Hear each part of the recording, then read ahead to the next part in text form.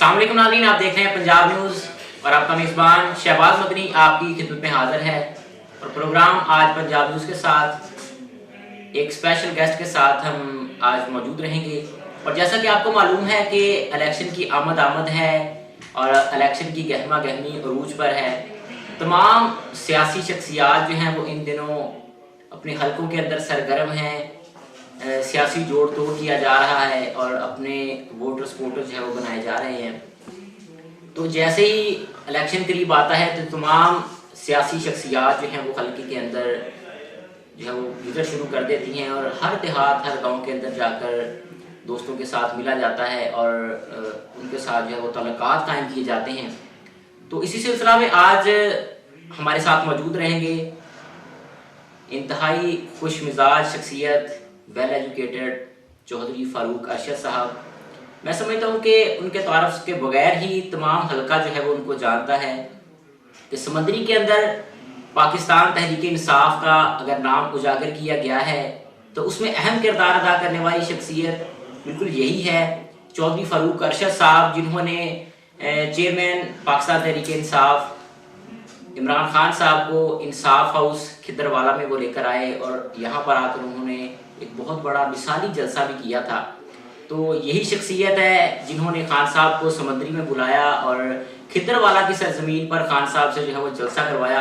तो बिल्कुल आज के इस प्रोग्राम में हमारे साथ मौजूद रहेंगे। तो वेलकम करते हैं प्रोग्राम में। तो साहब आपको बहुत शुक्रिया। थैंक यू सो मच जी, आपने बुलाया और मुझे अपनी आवाम के साथ और अपने हल्के के लोगों के साथ बात करने का मौका दिया। जी बहुत शुक्रिया तो साहब। तो सब जैसा कि इलेक्शन की आमद है, इलेक्शन बहुत करीब है, एक महीना भी नहीं बाकी रह रहा है। तो आप मुझे ये बताइएगा कि आपकी इलेक्शन की तैयारियां जो है वो कैसी जा रही हैं और क्या कहते हैं कि जो आने वाला 2024 का इलेक्शन है उसको आप किस तरीके से फेस करेंगे?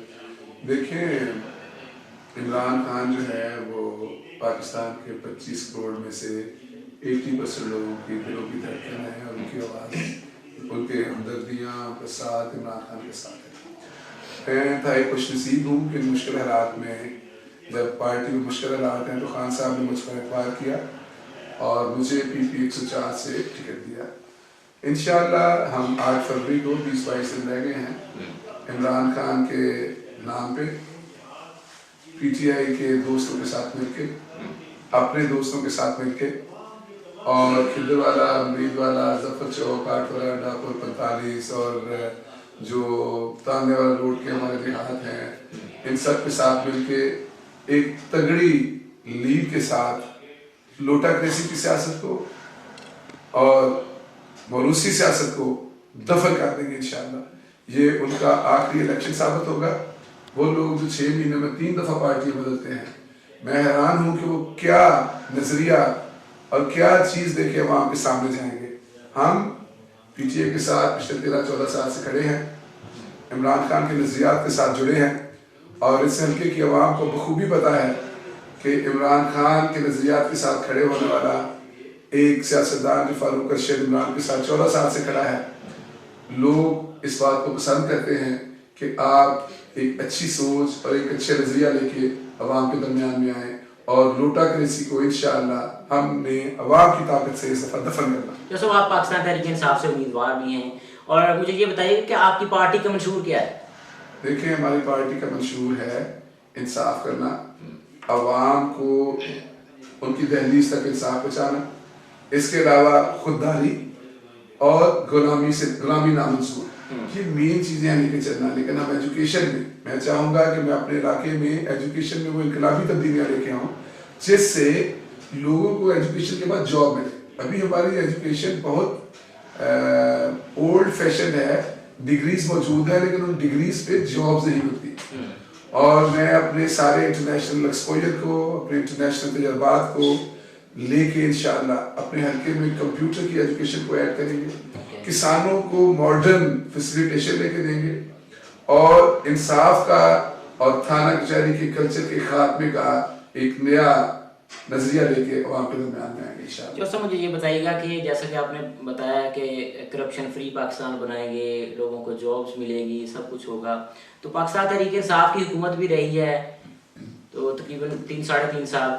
इतने अरसे के अंदर ये तमाम जो है वो, अगर पार्टी का ये मंशूर यही है तो ये तमाम सिलसिला क्यों नहीं हो सका? देखिए, पीटीआई की गवर्नमेंट में आने से पहले पाकिस्तान की जो एक्सपोर्ट आईटी की थी अमेरिका के साथ, वो $1 बिलियन थी, वो $3 बिलियन पे पहुंच गई।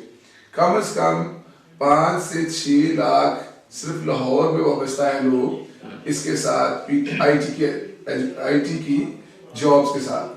तो उस आईटी के हमने गांव की सतह पे उसमें बड़ी कमी है, हमने उस आईटी की एजुकेशन को गांव में लेके आना, और ये कोई मुश्किल काम नहीं है, एक सब्जेक्ट को ऐड करना है, और हम ये समुद्री की सतह पे इंशाल्लाह इसको इम्प्लीमेंट करवाएंगे फौरी। और इसके अलावा इसके शॉर्ट कोर्सेज करवाएंगे, उसको खुद भी स्पॉन्सर करेंगे, इससे जॉब्स मिलती हैं। हमारी गवर्नमेंट में हमने बहुत एफर्ट की, लेकिन जाहिर है कुछ कमियां कोताहियां रही पिछले 3.5 साल की गवर्नमेंट में, लेकिन इस दफा इंशाल्लाह तालीम के जरिए इनकलाब को लेके आना है। इनकलाब हमेशा, अमेरिका क्यों तरक्की कर रहा है, क्योंकि रिसर्च में आगे है। मैंने जब मैं एडवाइजर था पिछली गवर्नमेंट में गवर्नर का, तो पंजाब और कैलिफोर्निया को सिस्टर स्टेट बनाया। उस सिस्टर स्टेट बनने से इस वक्त पंजाब और कैलिफोर्निया में फैसलाबाद की ज़िले यूनिवर्सिटी में रिसर्च के काम मिलकर काम हो रहा है।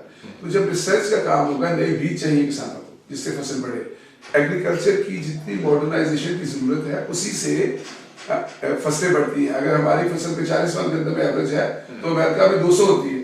तो 200 में उनकी जमीन मजबूत अच्छी नहीं है, उनकी टेक्निक्स अच्छी हैं, तो हमने उन टेक्निक्स को किसान की दहलीज तक पहुंचाना है। इस सब जैसा कि आपने बताया कि तकरीबन 14 साल बीत चुके हैं कि आपने खान साहब के साथ जो है वो तल्लुकात बनाए हैं, खान साहब के साथ जुड़े हैं, पार्टी में जुड़े हैं, लेकिन टिकट जो है वो आप पीपी 104 से उम्मीदवार हैं इस मरतबा, और टिकट आप तक पहुंचने में 14 साल का अरसा क्यों लगा? पहले क्यों नहीं आपको टिकट मिला? देखिए, 13 में 18 में टिकट जो है खान साहब सब, 18 में तो हल्का चेंज हो गया था बहुत मैसिवली। खिदरवाला की एक कानूनी रह गई थी, ज्यादा मामू कानून में चला गया था, उसकी मेमोरीज लिए थी। तो बाद में पार्टी में फैसले होते हैं, उनको आपको कबूल करना पड़ता है। हमने पार्टी के फैसले कबूल किए। 18 में अगर टिकट नहीं मिली थी तो पार्टी ने मुझे एडवाइजर टू गवर्नर बनाया for overseas Pakistanis and religious tourism. तो पार्टी अपने वर्कर्स को, अपने लीडर्स को और अपने चाहने वालों को जो उस कैपेबल हों उनको अप्राइज करती है। तो इस दफा पार्टी ने बेहतर समझा, जब समझा हम उसके साथ इलेक्शन में खड़े हैं और तगड़े तरीके से इलेक्शन लड़ेंगे इंशाल्लाह। क्या कहते हैं कि पार्टी को जो इस मरतबा निशान नहीं दिया गया, बल्ले का निशान नहीं दिया गया, हर उम्मीदवार को डिफरेंट निशानात दिए गए हैं, इससे पार्टी को क्या नुकसान होगा? देखिए, इमरान खान जो है पाकिस्तान की अवाम की जिद बन चुके हैं। जितना इमरान को कॉर्नर करेंगे उतने इमरान के चाहने वाले बढ़ रहे हैं। निशान कोई भी हो, इंशाल्लाह इमरान खान उस निशान में अवाम को नजर आएगा। बोतल के निशान में इंशाल्लाह इमरान खान नजर आएगा अवाम को। तो हमने, मेरी अपील है अपने सारे हल्के के अवाम से, पीपी 104 के वासियों से, कि आपने बोतल को इमरान खान समझ के उस पर स्टैंप लगानी है। और जब 8 फरवरी की शाम हो तो बोतल पे इतनी स्टैंप्स होनी चाहिए कि कहीं शेर नजर ना आए। अच्छा, मुझे ये बताएं कि सियासी मुखालफिन जो हैं, वो सियासी जितनी दूसरी शख्सियात हैं, उनमें सबसे ज़्यादा तगड़ा मुकाबला आप किससे समझते हैं? देखिए, यहाँ बेसिकली तो शेर के साथ मुकाबला है, और उस मुकाबले को हमने इंशाल्लाह, आप सर्वेस करें आपको नजर आ जाएगा कि इमरान खान कहाँ खड़ा है और शेर कहाँ खड़ा है। जो सारे सर्वेज आ रहे हैं उसमें बहुत ज्यादा मार्जिन है, जो इमरान खान की मकबूलियत है वो शेर से बहुत आगे है। तो उस मकबूलियत को हमने 8 तारीख को प्रैक्टिकल में कन्वर्ट करके तो इमरान खान के नाम सीट कर दिया। अच्छा, NA98 से हाफिज मुमताज साहब भी हैं, इफ्तिखार सुल घुमन साहब भी हैं, आप हाफिज साहब के साथ मिलकर कैंपेन करेंगे या घुमन के साथ करेंगे, या अलग अलग दौड़ होगी सभी? देखिए, पार्टी का जो फैसला है वही फैसला होता है। हम पीटीआई के नजरियाती आदमी हैं, जो पीटीआई का फैसला है वो मेरा फैसला है, इसमें कोई दूसरी गुंजाइश नहीं। खान साहब को वो भी बोल रहे हैं कि मैं पाकिस्तान तहरीक इंसाफ से हूँ। घुमन साहब, हाफिज साहब जो हैं, पहले घुमन साहब को टिकट जारी हुआ है, उसके बाद हाफिज साहब को गया, तो से बात है दोनों पीटीआई से मुंसलिक है ना, तो फिर ही टिकट जारी हुआ ना। तो क्या कहते हैं कि कौन से इस वक्त सारे जहां को पता है किसके पास टिकट है, लिहाजा उसी के साथ हम हाफिज साहब के साथ होंगे आप। insaf.pk एक ही वेबसाइट है, उसको चेक करें और उसके ऊपर NA98 का जिसका टिकट है उसके साथ खड़ा, उसके साथ आप खड़े। अच्छा, ये देखें कि इस मरतबा जो पाकिस्तान तहरीक इंसाफ के जितने भी कैंडिडेट हैं, ओवरऑल तमाम शहरों में किसी को बकरी का निशान मिला है, किसी को मूली मिली है, किसी को मिर्च मिली है, किसी को टेबल है, किसी को प्याला मिला है, ऐसे ये जो है वो डिफरेंट निशानात दिए गए हैं कि इन बारे में आप क्या कहेंगे, क्या राय रखते हैं? इस तरह के जो हथकंडे हैं उन हथकंडों से अवाम का गुस्सा और बढ़ेगा। ये देखो किसी ने खुद तो नहीं निशान लिया बकरी जी जाती हुई है। सो जो नेगेटिव हथकंडे इस्तेमाल होंगे उससे पीटीआई की पॉपुलैरिटी कम नहीं होगी बल्कि अवाम का गुस्सा बढ़ेगा और ज्यादा उस पर स्टेप्स लगेंगे। देखिए आप 2024 के इलेक्शन में पाकिस्तान तहरीक इंसाफ को आप किस नज़र से देखते हैं कि 24 के इलेक्शन में आप किस तरीके से मुकाबला करेंगे? कौन सी जमात आपके मद्दे मुकाबला है? नून लीग है या पीपल्स पार्टी है? कि पंजाब में तो पीटीआई सपोर्टेड और नून का मुकाबला है, 1-1 मुकाबला है इंशाल्लाह। बाकी पार्टियां भी हैं लेकिन जाहिर है ये जो सर्वेज हैं यही दो पार्टीज हैं।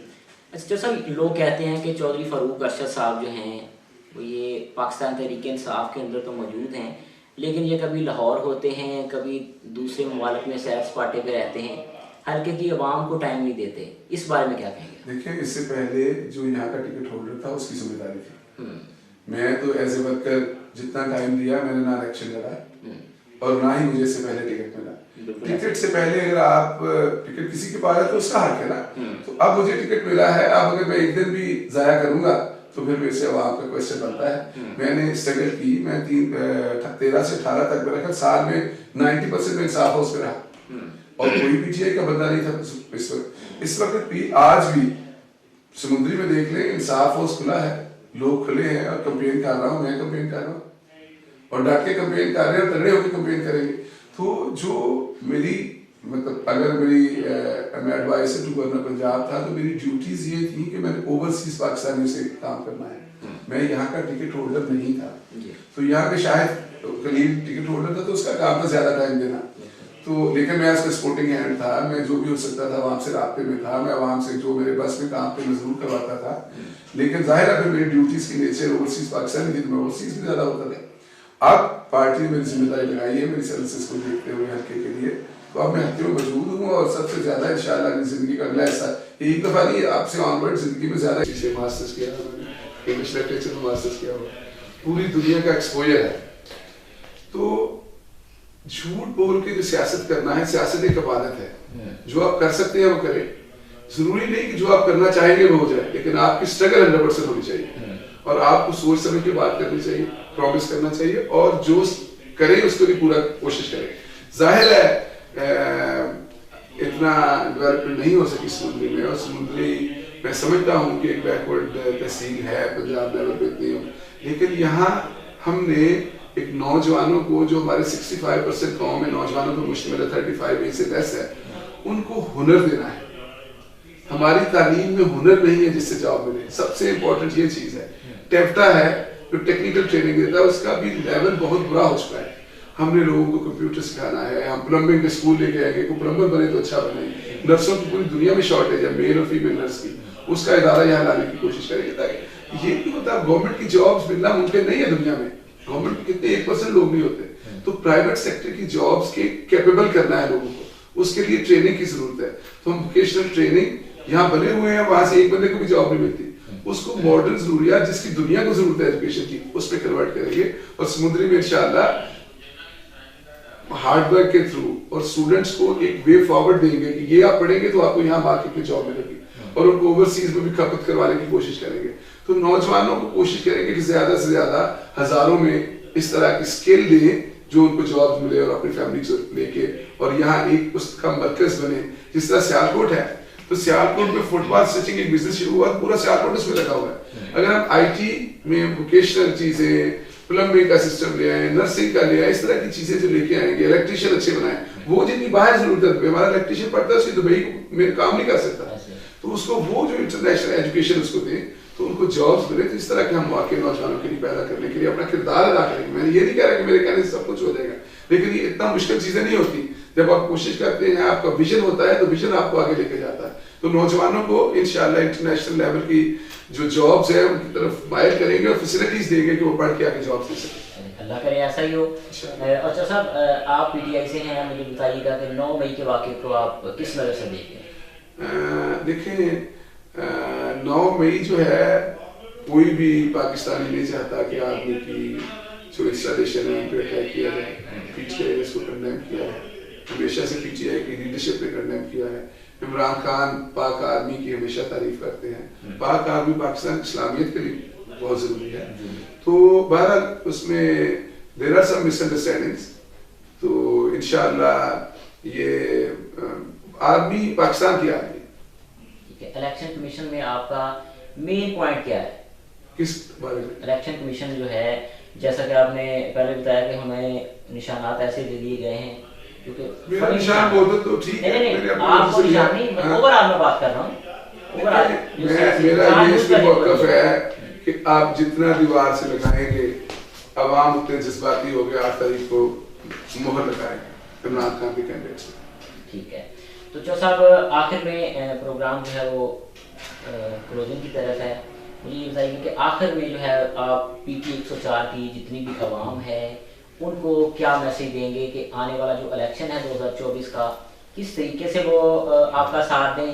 और जैसा कि आपने पहले तो बता ही चुके हैं कि आप जीतने के बाद जो है वो हल्के की आवाम की किस तरीके से खिदमत करेंगे, तो आखिर में आप हल्के की आवाम को दिली मैसेज क्या दें? देखिए, मैं आवाम से बताना चाहूँगा कि 85 से अब तक जो बारियाँ लेने वाले लोग हैं उन्होंने 15 और 39 ईयर्स में इस सूबे पे पीपी 104 में क्या तब्दीली लेके आए।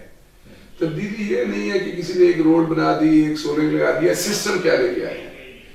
तो हमने सिस्टम बेहतर लेके आने हैं जिससे लोगों को आगे बढ़ने के मौके मिले।